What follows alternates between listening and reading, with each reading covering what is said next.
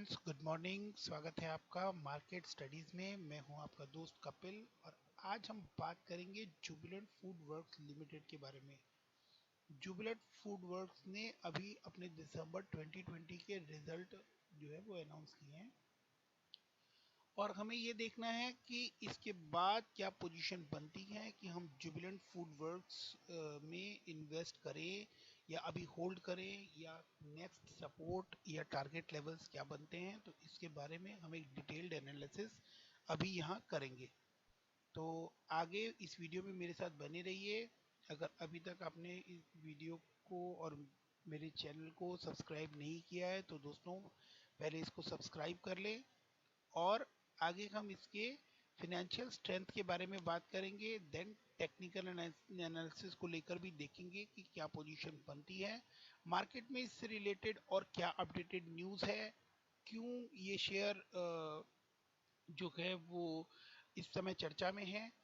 तो इस सब के बारे में हम लोग बात करने वाले हैं इसी वीडियो में।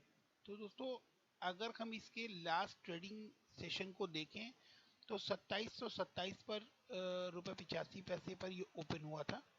2763 रुपये जो है वो इसने हाई बनाया और 2595 रुपये 75 पैसे का इसने एक लो बनाया। 52 वीक हाई अराउंड इसका 3000 के पास है और 52 वीक लो इसका 1138 के आसपास है। तो ये अपने 52 वीक हाई से ऑलमोस्ट 300 के आसपास, 350 के आसपास जो है वो डाउन चल रहा है। तो क्या चांसेस बनती है, इनका रिजल्ट कैसा आया है, क्या ये वापस यहाँ से अपनी 52 वीक्स हाई को तोड़ने की कैपेसिटी रखता है।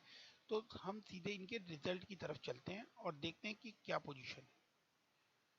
तो दोस्तों जैसा कि इन्होंने अपने रिजल्ट अनाउंस कर दिए हैं और रिजल्ट स्क्रीन पर आपके सामने हैं, आप लोग देखें तो जो नंबर्स इन्होंने दिए हैं वो नंबर्स आईएनआर में दिए हैं और क्रोर्स में नहीं है। तो मैं किसी दूसरे पोर्टल से वो नंबर्स आप लोगों को शो करता हूं।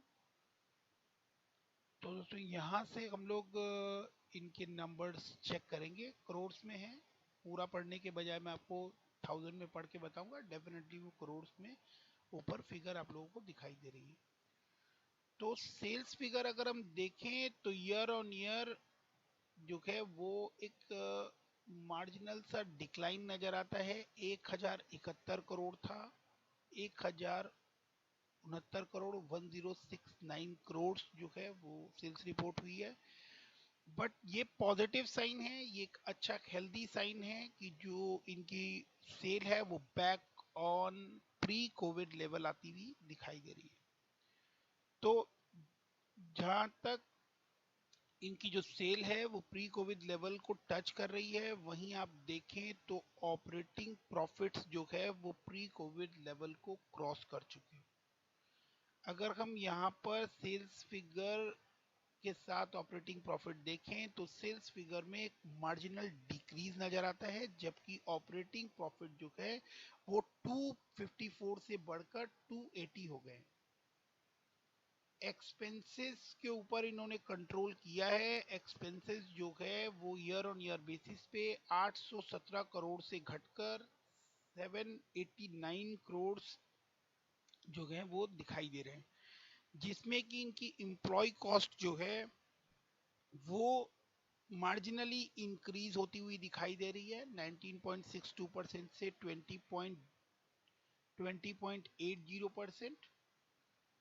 तो एम्प्लॉय कॉस्ट बढ़ना because of safety norms and because of Covid condition, बहुत सारे प्रिकॉशंस लेने पड़ रहे हैं, चीज़ों को मैनेज करना पड़ रहा है, इसलिए ये एम्प्लॉय कॉस्ट जो है ये आपको मार्जिनली इंक्रीज होती हुई दिखाई दे रही है।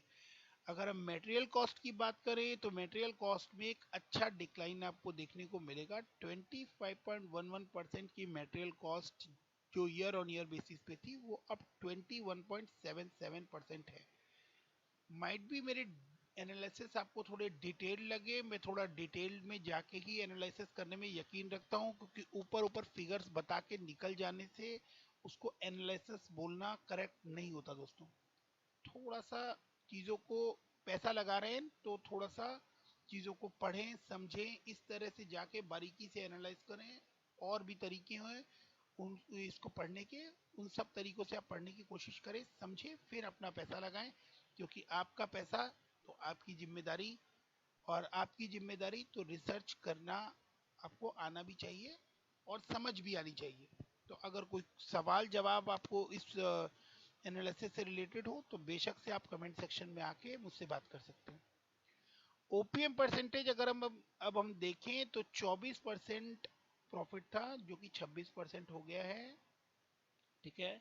अदर इनकम अगर हम देखने की कोशिश करें तो अदर इनकम जो है वो दिसंबर 19 में 16 करोड़ थी, जो कि अभी भी 16 करोड़ ही नजर आ रही है। क्वार्टर ऑन क्वार्टर ये डिक्रीज हुई है और ये 31 करोड़ से 16 करोड़ हुई है, मतलब लास्ट क्वार्टर में जो अदर इनकम थी वो एक अच्छा नंबर था। इसके बाद हम इंटरेस्ट इनकम देखें तो इंटरेस्ट जो है, इंटरेस्ट इनकम नहीं, इंटरेस्ट जो है वो लगातार आप देखें तो 41, 42 और 41 करोड़ इसी रेंज में चलता हुआ नजर आ रहा है लास्ट दिसंबर जून 19 से। जून 19 से ये स्टार्ट हुआ है और तब से ये ऐसे ही 50, 40, 41, 42, 43 के रेंज में ही चलता हुआ दिख रहा है। अच्छा, इसके बाद हम आ जाते हैं डेप्रिसिएशन। तो डेप्रिसिएशन इन्होंने 90 करोड़ रिपोर्ट किए हैं, जो कि लास्ट क्वार्टर में 105 करोड़ थे, और उससे पहले 93, 94 करोड़ ही डेप्रिसिएशन रिपोर्ट हो रहा था।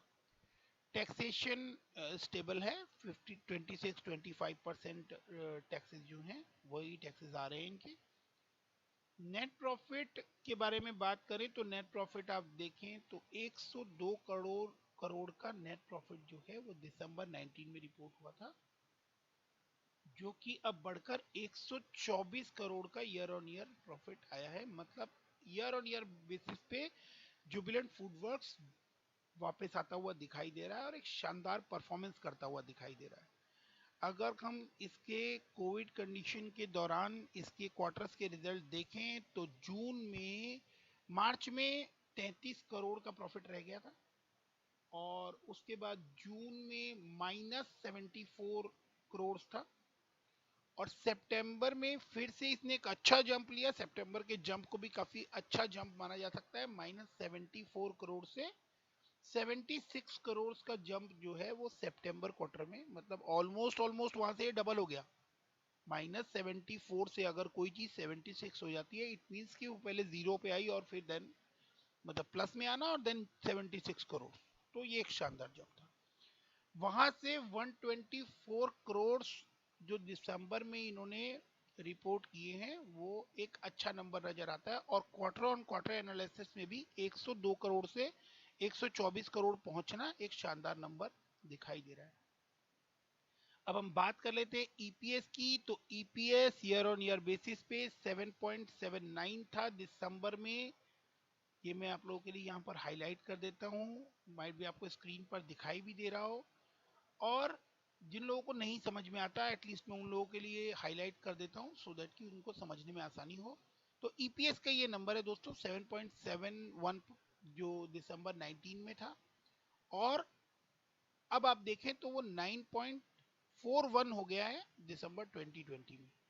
अगर हम मार्च जून में ईपीएस देखें तो वो -5.60 था, जो कि प्लस में 5.76 हो गया सितंबर 2020 में। तो अब हम इनके बैलेंस शीट पर भी एक नज़र डालते हैं, जो कि बहुत इंपॉर्टेंट है। बैलेंस शीट को भी देखना चाहिए और समझ में आनी चाहिए कि बैलेंस शीट क्या बताने की कोशिश कर रही है। तो मार्च 18 के बाद जुबिलेंट फूडवर्क्स के इक्विटी शेयर कैपिटल में एक इनहेंस हुआ था, और वो 66 से 132 करोड़ जो है वो हो गई थी।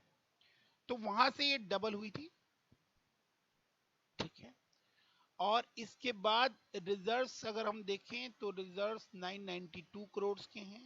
बोरोइंग्स अभी 2 क्वार्टर से मार्च 2020 और सितंबर 2020 से बोरोइंग्स नजर आ रही है, जो कि 1600 से 1700 करोड़ की रेंज के बीच में है।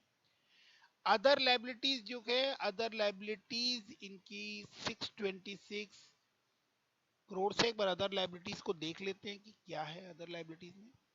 तो अदर लाइबिलिटीज में जो मेजर पार्ट है वो ट्रेड पेबल्स का ही दिखाई देता है। 509 करोड़ की फिगर जो है वो ट्रेड पेबल्स में ही आप लोगों को दिखाई दे रही है। अदर लाइबिलिटी आइटम में 107 करोड़ है, जो कि मार्च 2020 में भी सेम कैरी हो रहा था, और वहां से 159 मार्च में जो था, मार्च 19 में उससे डिक्रीज हुआ। तो हम इससे ज्यादा पीछे की कंडीशन में इसलिए नहीं जाते क्योंकि पता नहीं उस समय क्या कंडीशंस रही होंगी, उस समय की प्रेजेंट पोजीशन क्या रही होगी, जिसकी वजह से हम इससे आगे जाके मैं आप लोगों को, इससे ज्यादा पीछे जाके मैं आप लोगों को डेप्थ में नहीं बताना चाह रहा।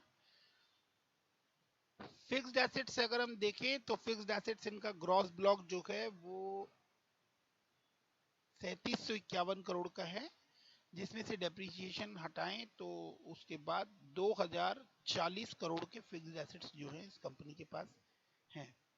कैपिटल वर्क इन प्रोग्रेस भी 28 करोड़ का इन्होंने दिया है। कैपिटल वर्क इन प्रोग्रेस वो होता है जहां पे इनके ऐसे प्रोजेक्ट्स जिनको, ऐसी कैपिटलाइजेशन जो अभी वर्क इन प्रोग्रेस में है, वो कैपिटल वर्क इन प्रोग्रेस होता है।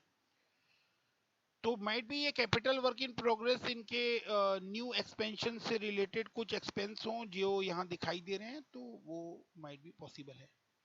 79 करोड़ की जो है इन्वेस्टमेंट भी यहाँ पर इन्होंने शो की है। और कंपैरिजन करें अगर हम लास्ट ईयर से, तो अब इनकी इन्वेस्टमेंट जो है वो वापस से स्टेबल होती हुई दिखाई दे रही है। 181 देन 51 करोड़ इन मार्च 2020, देन सितंबर में अब ये थोड़ी सी वापस 79 करोड़ की इन्वेस्टमेंट भी इन्होंने रखी हुई है। अदर एसेट्स जो इन्होंने बैलेंस शीट में शो किए हैं वो भी हमें देखने हैं कि क्या चीज है। तो हम देखें, इन्वेंट्रीज इनके पास 92,000 करोड़ की रिपोर्ट हुई है, और ट्रेड रिसीवेबल 16 करोड़ के हैं। कैश इक्विवेलेंट 755 करोड़ है, तो एक अच्छा हेल्दी कैश इन्होंने मेंटेन किया हुआ है, कैश इक्विवेलेंट्स इन्होंने मेंटेन किए हुए हैं। और अदर एसेट्स जो है, अदर एसेट्स आइटम, उसमें 250 करोड़ की एक फिगर आपको नजर आती है। तो अच्छी एक कैश रिच आप कहें तो कंपनी है। कैश इक्विवेलेंट जो है, कैश पोर्शन जो है इनके पास, वो एक अच्छा नंबर नजर आता है। डेटर डेज इनके काम में कोई ज्यादा उधार होता नहीं, फिर भी डेटर डेज 2 डेज है, because of bank, some banking transaction and all might be, तो उसकी वजह से इनके डेटर डेज जो है वो 2। अब हम एक इंपॉर्टेंट एस्पेक्ट पर आ जाते हैं, और वो है share holding pattern. Share holding pattern में आप देखें तो 41.94% जो है वो प्रमोटर के पास होल्डिंग है। और आप समझ सकते हैं कि हम बाजार में पैसा क्यों लगाते हैं, क्योंकि कमाना होता है। हर कोई चाहता है कि वो बाजार में पैसा लगाए तो वो बाजार से अच्छा मोटा मुनाफा कमा कर जाए। तो अगर बाजार में एफआईआई इसके अंदर पैसा लगा रही है, तो ये अपने आप ही बाय डिफॉल्ट समझने वाली बात है कि एफआईआई को इससे काफी बड़ी और अच्छी उम्मीदें हैं, जिसकी वजह से अगर आप देखें तो एफआईआई ने अपना जो होल्डिंग पैटर्न है वो आप देखें तो बड़ा शानदार नजर आता है। 30.94 मार्च 2020 में था। जैसे ही लॉकडाउन हुआ तो एफआईआई ने इसके अंदर अपनी होल्डिंग इंक्रीज की 36.19%, जो कि जून क्वार्टर सबसे खराब था। उस टाइम पे ही उन्होंने ये एक्सपेक्ट किया था कि ये वापस बैक ऑन ट्रैक आएगा और शानदार रिकवरी होगी। तो उस समय उन्होंने अपनी होल्डिंग बढ़ाई है। दोस्तों आप ध्यान दीजिए, तो मार्केट जब नीचे जा रही होती है, मार्केट में एडवर्स सिचुएशन होती है, तो उस समय हमें ध्यान रखना होता है, अपनी रिसर्च कंप्लीट करनी होती है, जो कि हम भी करते हैं। और साथ में एफआईआई जो फॉरेन इंस्टीट्यूशनल इन्वेस्टर्स हैं वो भी अपनी रिसर्च कंप्लीट करते हैं, जिसका एग्जांपल आप लोगों के सामने है। तो सितंबर में भी इन्होंने 37.86% अपनी होल्डिंग रखी थी, और जो अब बढ़कर 39.43 हो गई है, विच इंडिकेट्स कि आने वाले टाइम में जुबिलेंट फूडवर्क्स का जो शेयर है वो एक बहुत अच्छा नंबर, एक बहुत अच्छा एप्रिसिएशन दिखाने की का दमखम रखता है। DIS ने भी 12.75% की होल्डिंग मेंटेन की हुई है, जो कि एक बड़ा नंबर है। और ये पैसा DIIs या FIIs के इन्वेस्ट करने के पीछे रीजन साफ है दोस्तों, कि ये कंपनी आगे आने वाले टाइम में बहुत अच्छा एप्रिसिएशन दे सकती है, जिस वजह से इतना हैवी इन्वेस्टमेंट DIIs और FIIs की तरफ से हुआ हुआ है। 0.32% जो है वो गवर्नमेंट की भी होल्डिंग है, और पब्लिक ने भी इसमें 5.35% का स्टेक जो है वो होल्ड किया हुआ है। अदर्स के पास भी 0.21% है। तो यहां तक हमारे शेयर होल्डिंग एक मजबूत शेयर होल्डिंग पैटर्न नजर आता है। कुछ लोग बोलेंगे कि इसमें जो प्रमोटर की होल्डिंग है वो सितंबर 18 के बाद डिक्रीज हुई है, तो वो सितंबर 18 बहुत पुरानी बात हो गई दोस्तों। अब हम आगे बढ़ते हैं और करंट पोजीशन के बारे में बात करते हैं, क्योंकि और भी एक न्यूज है। ऐसे में वीडियो बनाने लगा तो डिटेल में वीडियो बनाने लगा तो बहुत ज़्यादा लंबा हो जाएगा, तो मैं इसको थोड़ा कट शॉर्ट करके छोटे में इसके बारे में आप लोगों को एक दो बातें बताकर आगे बढ़ता हूँ। 35,000 करोड़ के आसपास ये कंपनी, इस कंपनी का मार्केट कैप है। स्टॉक का पी 210 है, और इंडस्ट्री का पी भी जो है वो 210 है। बुक वैल्यू जो करंट प्राइस जो है वो 2646 है, और 52 वीक्स हाई जो है वो 2988 है। तो ये बहुत ही जल्दी अपना जो 52 वीक हाई है उसको तोड़ता हुआ आप लोगों को दिख जाएगा विद इन अ क्वार्टर, और सो ये वापस अपने 3000 को टच कर जाएगा और क्रॉस करता हुआ भी दिखाई देगा, क्योंकि बहुत ही शानदार रिजल्ट है। प्री कोविड लेवल की सेल्स फिगर पर कंपनी वापस आती हुई दिख रही है। अब हम इसको एक बार चार्ट पर भी देखने की कोशिश करते हैं और समझने की कोशिश करते हैं, कि यहाँ मैं आप लोगों को बारीकी से एक बात बताने की कोशिश करूंगा, तो बहुत ध्यान से इस बात को समझिएगा। मैं इस फिगर्स में से 200 DMA की लाइन को और 50 DMA की लाइन को जो लगी हुई है उनमें आप लोगों को एक पॉइंट दिखाने की कोशिश करता हूं। आप अगर इस पॉइंट पे देखें तो ऑलमोस्ट जो प्राइस था वो 50 DMA और 200 DMA को टच कर गया था, और वहां से आप देखें तो बूम, एक अच्छा तेजी नजर आती है जब इसने 50 DMA और 200 DMA की लाइंस को ब्रेक करके एक अच्छा जंप दिखाया था। वापस एक डिक्लाइन आया, क्योंकि बाजार में उतार चढ़ाव दोनों ही चलते हैं। इसने वापस 200 DMA की लाइन तक ट्रेवल किया, और वहां से वापस एक शानदार जंप आप लोगों को होता हुआ नजर आएगा, और उसके बाद इसने वो रैली बनाए रखी, और उसके बाद ये वापस अपने 50 DMA की लाइन से थोड़ा नीचे गया। कुछ टाइम तक वहां पे कंसोलिडेट किया। जब ये 50 DMA की लाइन से टच किया, तो ये जो पोजीशन है इस पे आप लोगों का मैं गौर दिलाना चाहता हूं, कि जब इसने 50 DMA की लाइन को टच किया और थोड़े टाइम कंसोलिडेट किया, फिर वहां से बूम, एक अच्छा बहुत शानदार जंप आप लोगों को ऊपर की तरफ देखने को मिला। देन अगेन अक्टूबर में इसने अपनी 50 DMA की लाइन को बॉटम को तोड़ा, और 50 DMA की लाइन के बॉटम को तोड़ने के बाद एक महीने के आसपास इसने 50 DMA की लाइन के नीचे जो है वो ट्रेड किया, और फिर से then again a big boom. तो दोस्तों फिर से ये अभी 50 DMA की लाइंस को वापस से तोड़ने की कोशिश कर रहा है, और अगर जो अभी इसका लेवल है उससे उसको ये यहाँ से ब्रेक करता है, वॉल्यूम के साथ ब्रेक करता है, तो डेफिनेटली ये आप लोगों को एक क्वार्टर के अंदर ही 3000 रुपए का होता हुआ दिखाई देगा। और इस शेयर का 2 साल का जो टारगेट है वो तकरीबन तकरीबन 5000 रुपए के आसपास आता है। 5000 रुपए के टारगेट के बाद जो सेकंड बात आप लोगों को ध्यान रखनी है वो ये है, कि इस शेयर के ऊपर आप लोग जो इसका करंट मार्केट प्राइस चल रहा है 2645 रुपए, तो जो शेयर का प्राइस है वो एक बड़ा अमाउंट है, और अच्छे शेयर हमेशा बड़े अमाउंट पे ही मिलते हैं, तो बहुत ज्यादा कोई टेंशन वाली बात नहीं है। मगर आप इसके ऊपर 2500 आप इसके ऊपर जो स्टॉप लॉस लगा के चलेंगे दोस्तों, वो स्टॉप लॉस होगा आपका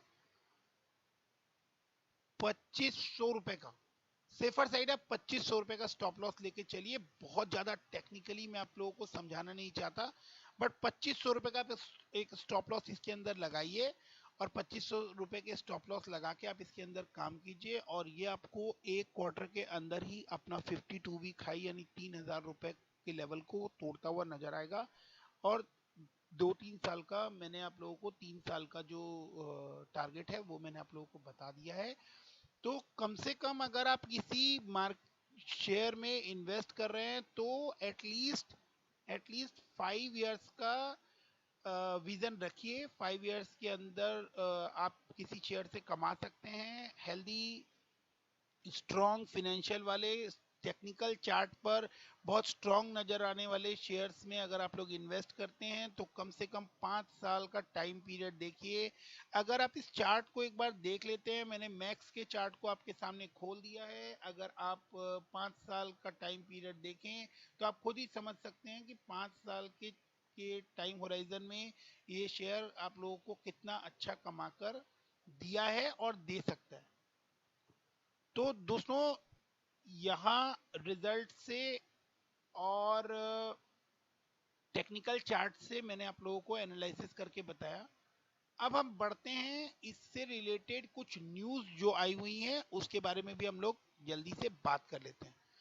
तो दोस्तों, जैसा इसका रिजल्ट आया है Q3 के बाद जैसा शो हुआ है, उसके बाद से अगर हम देखें तो बिजनेस स्टैंडर्ड की न्यूज है कि after strong Q3 shows, Jubilant FoodWorks is back in expansion mode. तो आगे ये अपने एक्सपेंशन वापस स्टार्ट करने वाले हैं।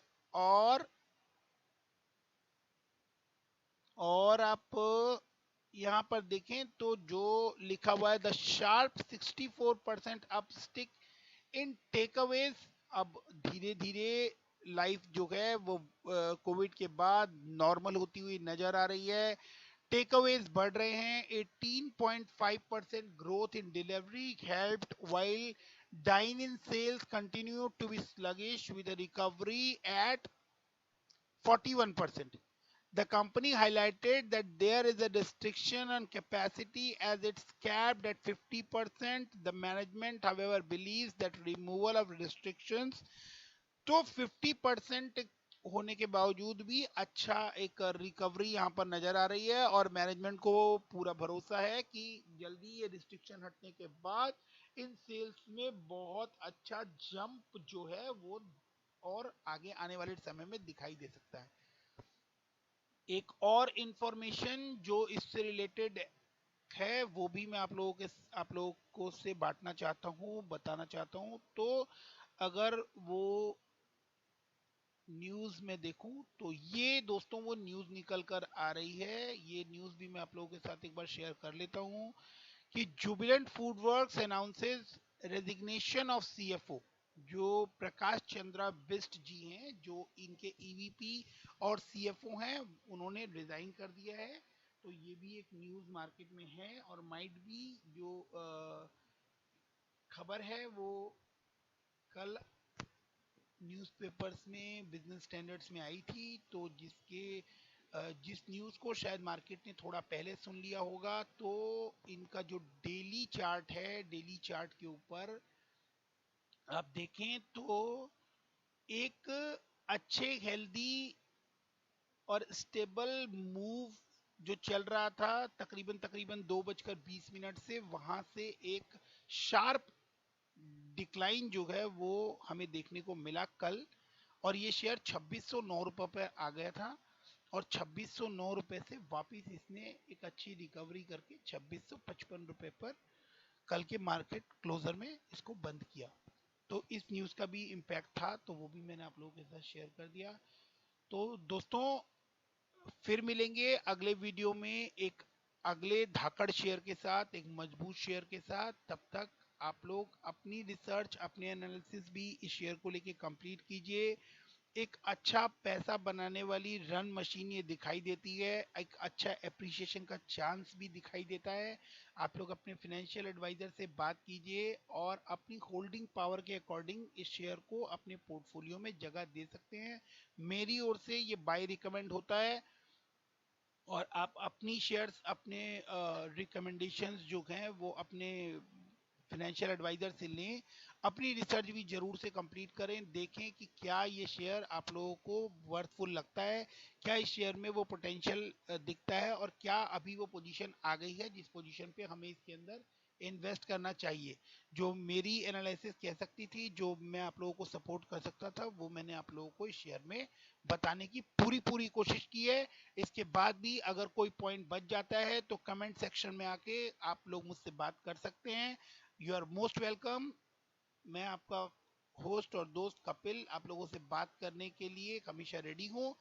तो दोस्तों, यहाँ से इस वीडियो को खत्म करने से पहले एक रिक्वेस्ट दोबारा से कि अगर ये वीडियो आप लोगों को अच्छा लगा हो तो इस वीडियो को जरूर से लाइक कीजिएगा, और चैनल को अभी तक सब्सक्राइब नहीं किया है तो दोस्तों जरूर से इस चैनल को सब्सक्राइब कर दीजिए, सो दैट कि इतनी मेहनत से बनाई हुई और की हुई एनालिसिस आप लोगों के इसी तरह से काम में आती रहे दोस्तों। So keep investing, stay safe, thank you, bye bye दोस्तों।